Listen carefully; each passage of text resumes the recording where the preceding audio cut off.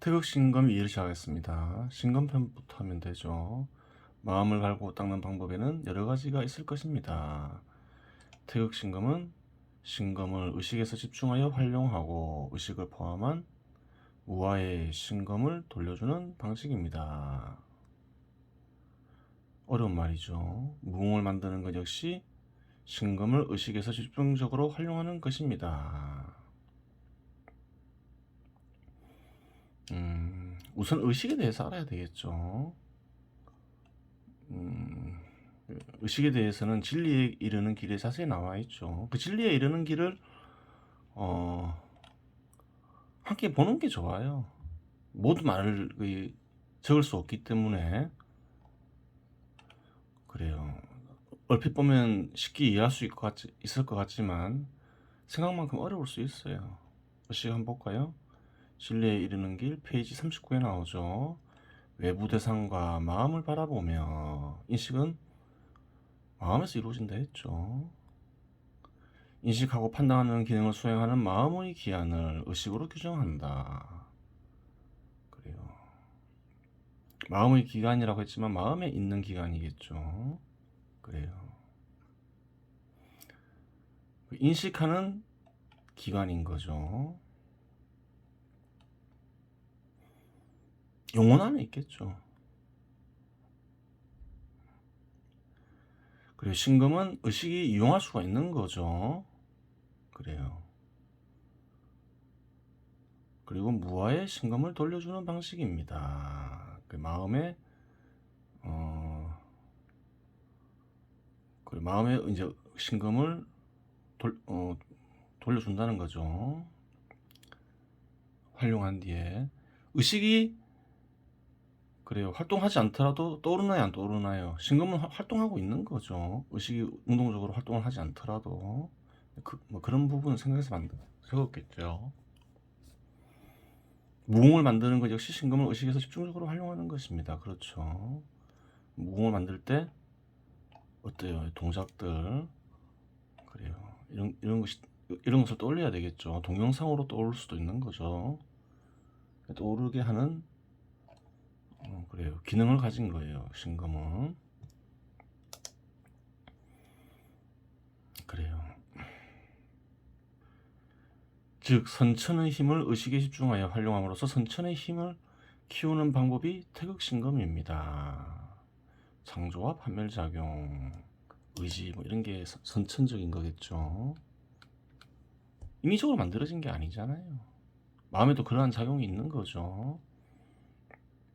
자꾸 활용하다 보면 원래 가지고 있던 힘이 커지겠죠.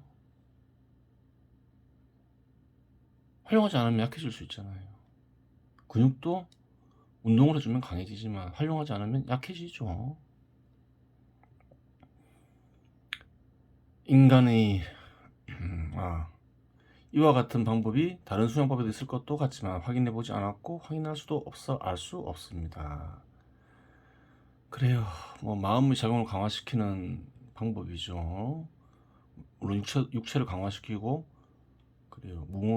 무술을 발전시킬 수도 있지만 육체로 펼치는 무공을 발전시킬 수도 있지만 그래요.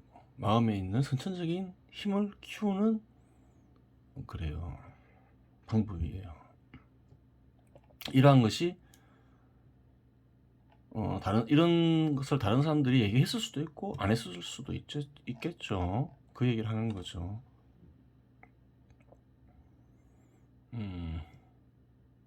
강화된 신검이 무아에 돌려지면 스스로 입고공하며 새로운 뜻을 형성할 수 있으며 이게 무슨 말일까요? 의식이 활동하지 않아도 지는 만들어질까요? 만들어지죠. 그래요. 갑자기 떠오르잖아요. 어제 몰랐는데 자고 일어나니까 알고 있고 막 그렇잖아요. 의식이 굳이 애쓰지 않아도 신검은 끊임없이 활동하고 있다는 거죠. 잠잘 때도 활동하고 있다는 거죠. 절대자에게로 다가가 새로운 뜻을 받아올 수도 있겠지요. 개념보다 뜻이 낫겠죠. 뜻은 개념을 포함하죠. 그 결과 의식에서 여러 가지 새로운 뜻들이 떠오를 수 있습니다. 이게 왜 가능한가요? 마음에는 영혼만 있는 게 아니다. 그래요. 절대자도 있고 영혼도 있고 다 그렇다. 영혼은 영과 혼으로 구성되는데 영은 절대자에 속한 것이다. 예전에 얘기했던 거죠. 태극신감은 신감의 활용을 통해 마음을 뭔가 세상을 있게 하는 것이며 마음과 뭔가 세상을 있게 하는 것이며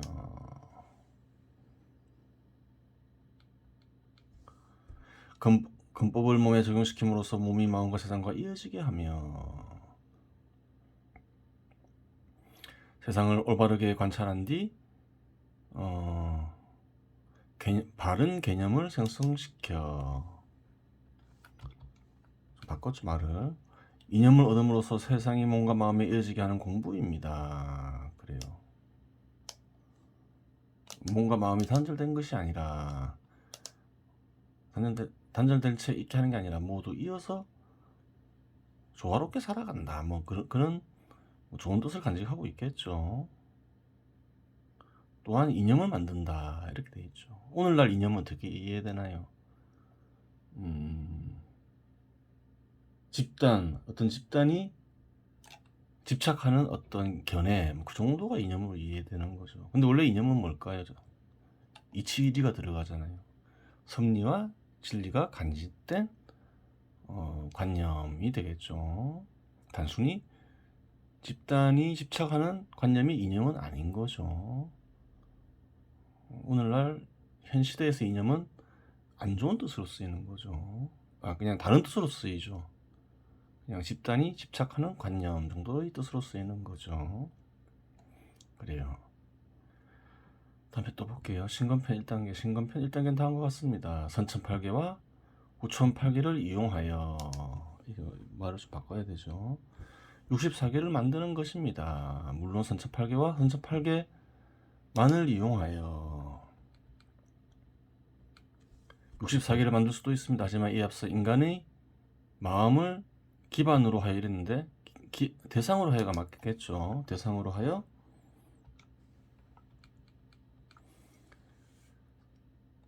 선천팔계, 후천팔계를 다루었으니 선천팔계와 후천팔계를 다루었으니 선천팔계와 후천팔계로 64개를 만드는 것이 순서에 맞습니다. 그렇죠. 마음에 입각해서 선천팔계와 후천팔계 선천팔계, 후천팔계에 그래요. 인간이 마음에 있는 것들을 마음을 바탕으로 의미를 부여했죠. 그 두 가지가 만들어졌죠. 두 가지를 한번 만들어 보는 게 좋겠죠. 여기서 6008개는 기존이 현 시대에 언급된 6008개가 아니죠. 3008개를 다르게 운용하는 걸 뿐이라 했죠. 구체적으로 말씀드리면 3008개를 아래에 배치시키고 9008개를 위에 배치시켜 64개의 를 만듭니다. 그 이유는 의지를 담은 9008개를 통해 내면의 3008개를 찾아가는 과정을 그려보면 그렇습니다. 또한 겉으로 드러나고 의식할 수 있는 구체적인 형태를 지닌 의지는 빠르게 변화시킬 수 있으나 선천적인 것은 그러하지 않다는 논리 때문입니다. 그러니까 선천팔계 위에 후천팔계를 놓는다는 거죠. 둘 다 마음을 형식적으로 표현한 거죠. 두 가지로 표현할 수 있다는 거죠. 이러한 배치는 참으로 올바른 배치죠. 선천팔계를 아래로 두고 후천팔계를 위에 두고. 그 왜 그런가요? 예전에 얘기했죠. 이 그림을 통해서 인간의 욕망에 의해 드러나는 마음이 있다. 근데 그 뒤에는 절대자의 마음이 있다. 숨겨져 있다. 숨겨진 건 아래에 있고 드러난 건 위에 있겠죠. 그래요. 참으로 맞는 배치인 거예요.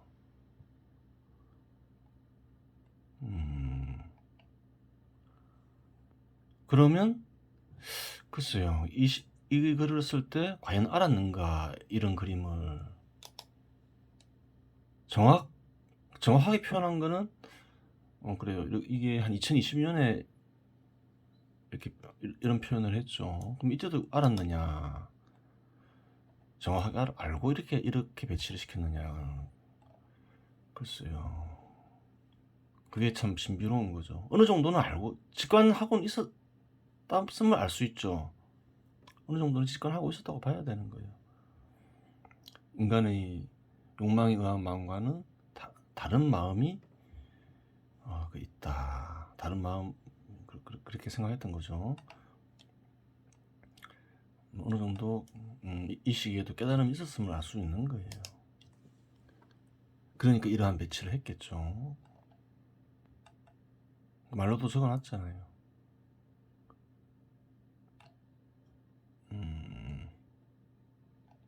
그래요. 드러나고 의식할 수 있는 구체적인 형태를 지닌 의지 외에도 뭐 이렇게 드러나지 않는 게 있다고 생각하니까 드러난 것을 다루었겠죠. 64개가 변화하는 방식은 이렇게 써야 맞겠죠.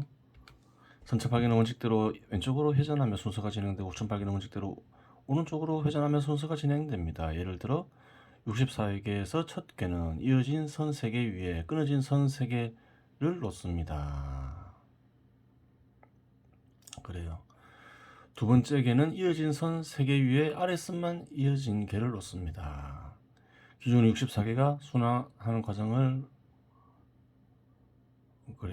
보는 것도 이해에 도움이 될 것입니다.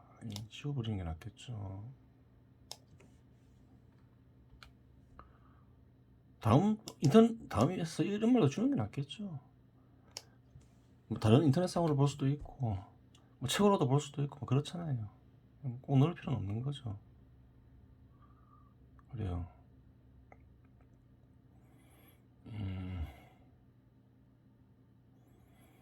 그리고 일종의 하나의 규칙인 거죠. 이렇게 64개를 만든 뒤 기존 64개를 순환시키는 방식으로 진행하면 됩니다. 64개를 익히는 법을 살펴보겠습니다. 64개의 개를 큰 원에 맞추어 하나씩 만들 수도 있으나 선천팔계의 원을 우선 만들고 선천팔계의 각각의 개 위에 후천팔계의 개를 지나가게 하면 더 효율적입니다. 무슨 말인가요? 이렇게 빙 둘러면서 하나하나 일일이 만들 수 있지만 그래요. 선천팔계를 두고 하나를 두고 후천팔계의 개를 하나씩 떠올리는 방법도 있죠. 그래요. 첫 번째 개는 뭐랬나요? 이어진 선 3개 위에 끊어진 선 3개 온다. 그럼 두 번째 개는 뭐가 될까요? 이어진 선 3개 위에 아랫선만 이어진 개가 오겠죠. 두 번째 개 이거니까. 그럼 또 세 번째 개는 뭔가요? 여기에서 이게 오고 네 번째 개는 또 여기에서 이게 오고. 그러니까 이거는 고정되어 있는 거죠. 이게 다 끝나면 그 다음에 선천팔계 두 번째 개가 오겠죠. 그리고 후천팔계 첫 번째 개가 오겠죠. 그러면서 이렇게 또 돌아가면서 되겠죠. 이건 고정되면서 그 얘기를 하고 있는 거죠.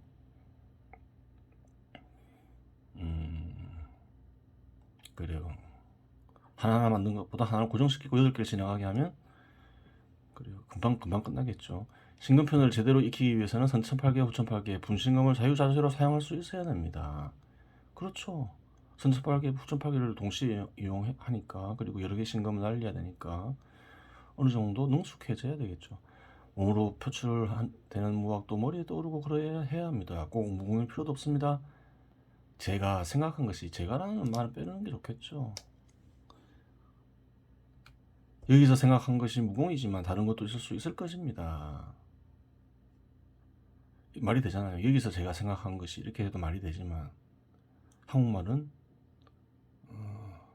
주어가 없어도 의미가 통하죠. 그래요.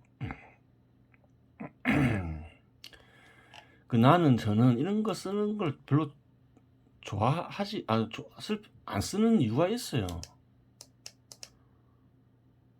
그래요. 왜 그럴까요?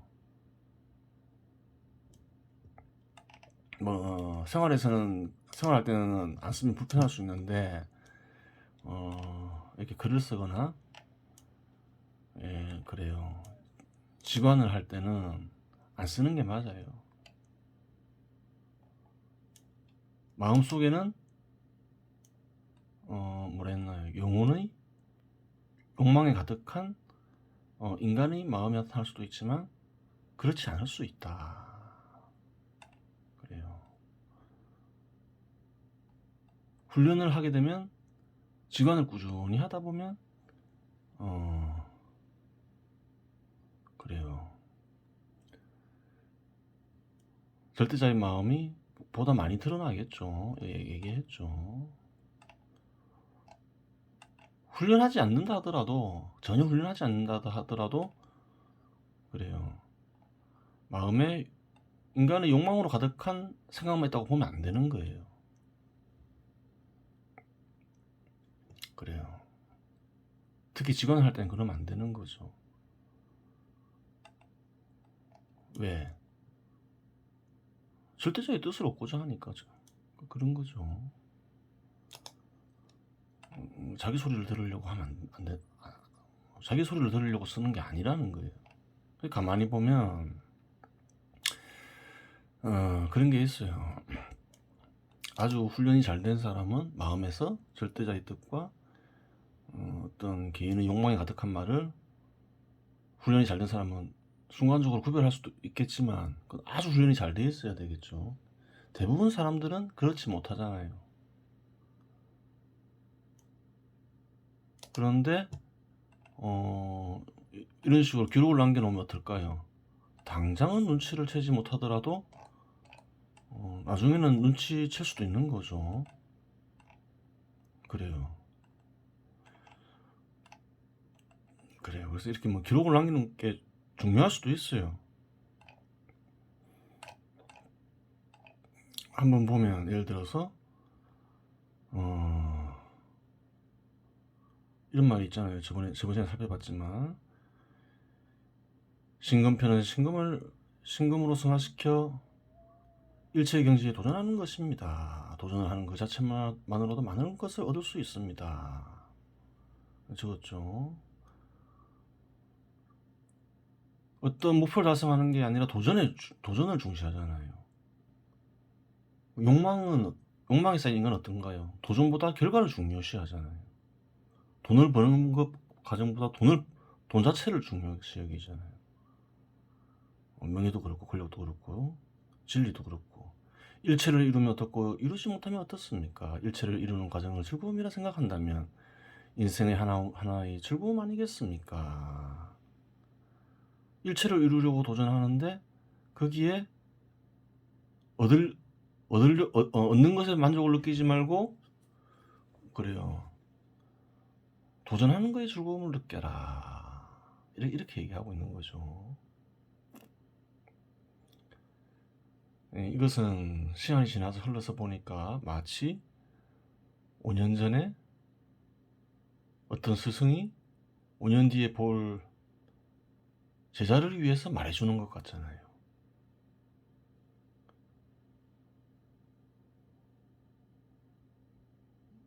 너희 조심은 이랬으니 지금도 조심을 잃지 마라. 그런 스승의 얘기 같잖아요. 그리고 도전 자체에 만족을 느껴라. 그 당시에도 그래요. 글쓴이의 목소리가 아닐 수도 있는 거예요. 그렇죠. 자기가 자기 소리라 생각하고 적어놓은 걸 수도 있다는 거예요. 그렇겠죠. 거의 확실한 거예요. 그래요. 이런 거는 확실한 거예요.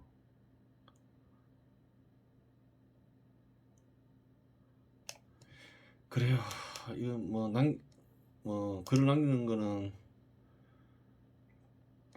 여러 가지 목적이 있겠지만, 한 가지 목적은 방금 언급한 영의 소리를 듣고 싶은, 그래요, 언젠가 그런 마음이 있어서 이렇게 남겨놓은 거예요.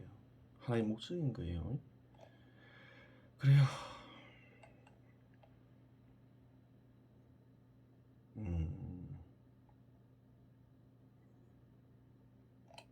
보겠습니다.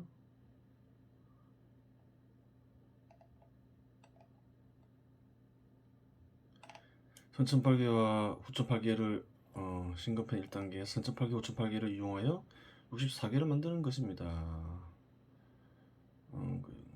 이 앞서 인간의 마음을 대상으로 얘기했죠. 구체적으로 말씀드리면 선천팔계를 아래에 배치시키고 후천팔계를 위에 배치시키고 64개를 만듭니다. 얘기했죠.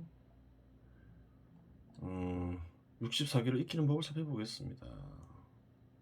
네, 됐고 태극팔계검 앞에서 선천팔계검과 선천팔계검, 후천팔계검과 후천팔계검의 기본 형식을 살펴보았습니다. 그렇죠. 이 네 가지 무공도 몸 동작을 연구하면서 끝없이 발전시킬 수 있습니다. 예를 들어 선천팔계검에서 선천팔계 1을 45도로 회전시켰을 때 한 개의 개만을 파괴할 필요는 없지요.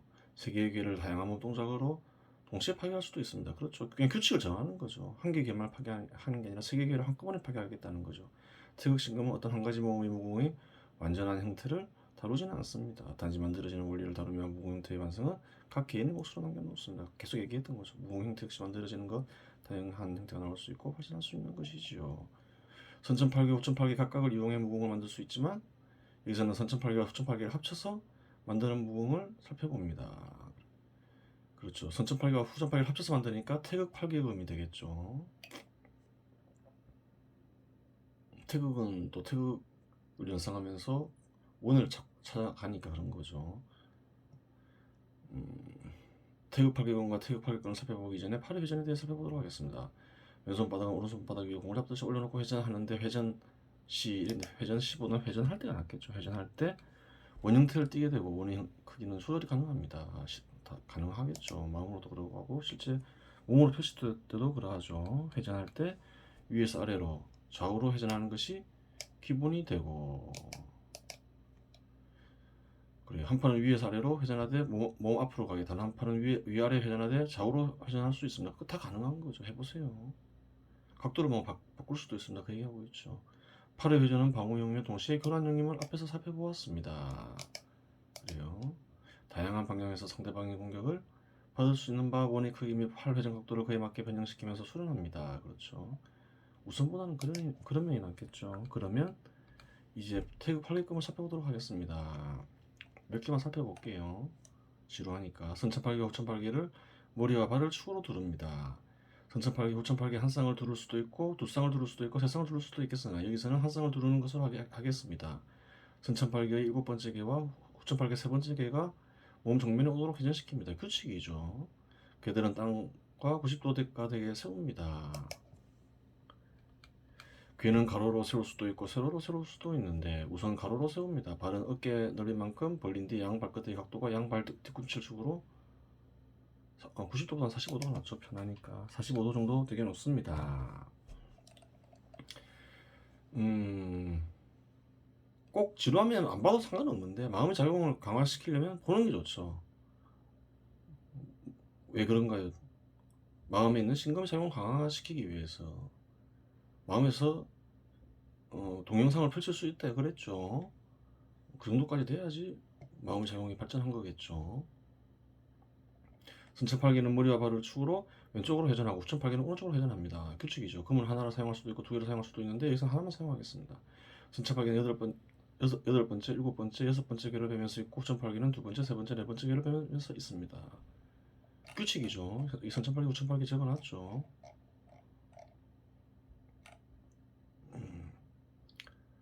선천팔계를 왼쪽으로 45도 각도로 회전시킵니다. 허리를 왼쪽으로 45도 비틀며 선천팔계 8번째 개 윗선과 중간선, 7번째 개 7번째 개 중간선 6번째 개 윗선을 잇는다는 생각으로 4번 뺍니다. 자세를 바로 잡습니다. 머리에서 마음에서 동영상으로 펼쳐져야 되는 거예요. 동영상으로 펼쳐질 수 있게끔 자세히 적어놨죠. 동영상으로 펼쳐지지 않으면 그 사람 마음의 작용에 문제가 있는 거예요.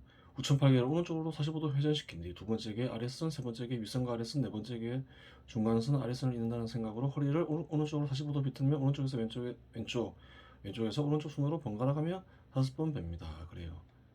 읽기만 해도 동영상이 펼쳐지게끔 적어 놓은 거예요. 쭉 읽어보세요.